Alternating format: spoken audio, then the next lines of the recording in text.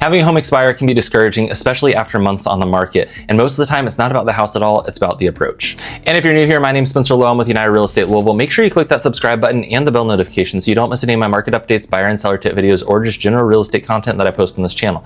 Also, down in the description, you're gonna find my 7 musts before you list a house in 2026. This is just a guide to help get you your house prepared and positioned right on the market. So make sure you go and grab that. It's completely free to download. I've linked it down below. I've also got my cell phone number and a link to schedule a Zoom call with me. So if you're thinking about selling or buying this year, give me a call, shoot me a text, or schedule a Zoom call with me to do a free consult. All that stuff is down below.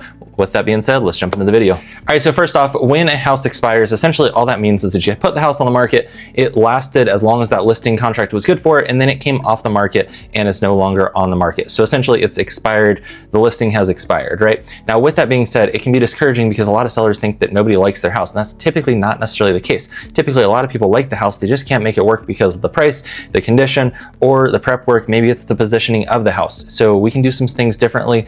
Most of the time it's the price, the condition, the prep work that we did to the house, so the staging, the curb appeal, all that stuff, or it's the marketing and the promotion of the house. And we're going to get into all of that in today's video. But the most important thing about it is going to start with price. So how do we actually come up with a price when it comes to listing your house? Well, we do what's called a CMA. Now, CMA is a Comparative Market Analysis. Now, what that is that's essentially us taking a little pin, dropping it over your address, and then we pull a little ring around it, and we go out a quarter of a mile. And we take a look and see what we can find. Now, the main thing with this is we're looking for bedroom count, bathroom count, square footage, as well as the main thing that we're looking at is the style of the house. And that one's the most important because a lot of times I go into listing appointments and they go, hey, the neighbor's house just sold for, $500,000. We want that as well. Same bedroom count, bathroom count, square footage, and it's obviously the same area because they're right next door, right?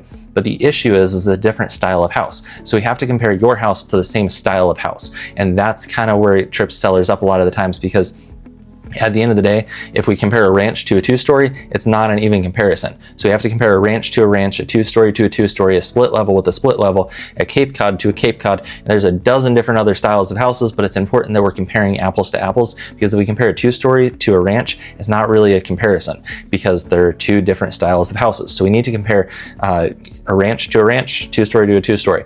If we don't, it's kind of like taking a Chevy truck and comparing it to an F-150. They're 2 completely different trucks, so we need to make sure that we're comparing them correctly. We should compare comparable sales of the F-150, see what that's selling for, because maybe the Chevy has some added features that the other one doesn't, right? So it's important that when we're talking about houses, we're looking at it from the stance of it's a ranch to a ranch with similar bedroom count, bathroom count, square footage, and it's in the same area. Preferably if you're in an HOA or a neighborhood, it's in that same neighborhood, because let's be really honest, if your house is not in an HOA and it's, right across the street from a neighborhood that's an HOA, but that HOA plows the streets, they also, have a pool, a clubhouse, a couple of tennis courts, and different things like that, that's going to add some value and add a little bit of an incentive to live there, right? So because that's a value, we want to make sure that we're, comparing apples to apples. So just because it's in an HOA or it's not in an HOA, it could affect the values slightly. We just need to take into account the HOA, the style of build, as well as the bedroom count, bathroom count, and the square footage. All that stuff is important, but then we also want to look at the condition.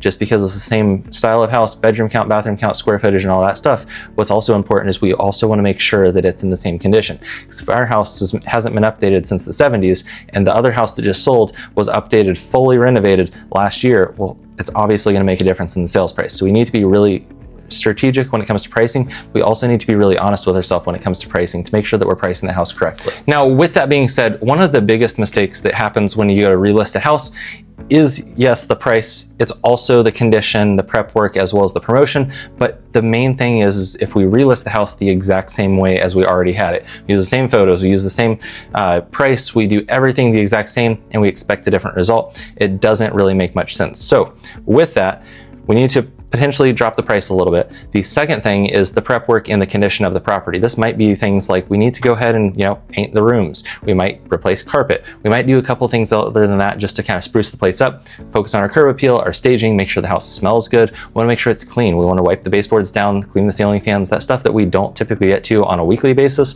and it slowly starts to kind of build up, but we also live there, so we don't really see it because it's our dirt and you never see your own dirt, right?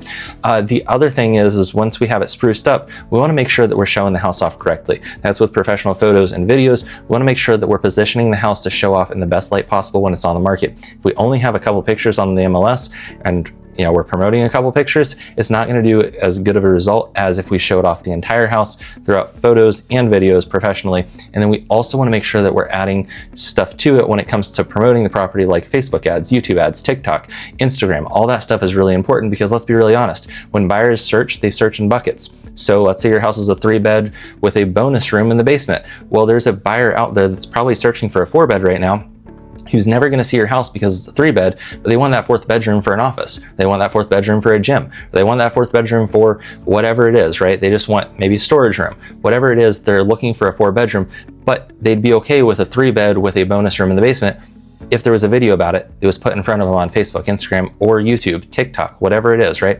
But the important thing is buyers search in buckets when they're on those search platforms like Zillow, Realtor.com, and all the other ones. They're going and putting in bedroom count, bathroom count, square footage, different things like that. So all that's important to realize is you can take your house and show off some of the added features with Facebook ads, Instagram, YouTube, and TikTok. All that stuff is really, really important. And think about it, the way that buyers and sellers transact in today's market is predominantly through social media and websites, because it's 2026 and you're watching this video right now, which kind of proves the point that you're researching the selling process or the buying process on YouTube, and so are buyers. Buyers are searching for houses, they're searching for info on buying, selling, different things like that, and they're all coming to YouTube, TikTok, Instagram, or Facebook. And that's where buyers are doing their research, but they're also getting fed ads about houses, and Facebook knows that buyers are looking for houses on Facebook and Instagram. TikTok knows that buyers are searching homes for sale in Louisville.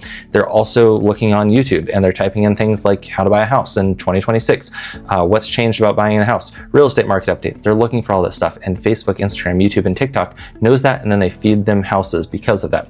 So it's really important that we put your house on all those platforms, because if we don't, we could be potentially missing buyers that will never see your house because their Zillow search has 4 beds and your house has 3 beds, but it's got a bonus room in the basement. It could be their absolute dream house, but it's not popping up. The other thing is we want to kind of expand that audience a little bit when it comes to radius from your house. Because let's be really honest, if somebody's looking in a radius and they want it to be 15 minutes from their work, so they're going out, let's say 10 miles from their work, just to be on the safe side, and your house sits right outside of that at 10.1 miles, they're never going to see your house unless we put your house in front of them. So the promotion of the house is important, but it's also important that we price the house right and prep the house right. If we don't price it right, we've got it $50,000 above what it's worth, it's probably not going to sell even if we get 10 million views on it, right? But at the same time, we price it right, we stage it well, we prep it well, the condition's good, and we promote it, we're going to get better results than what we would if we didn't do any of that stuff. So if you want help with it, give me a call, shoot me a text, or schedule a Zoom call with me down below.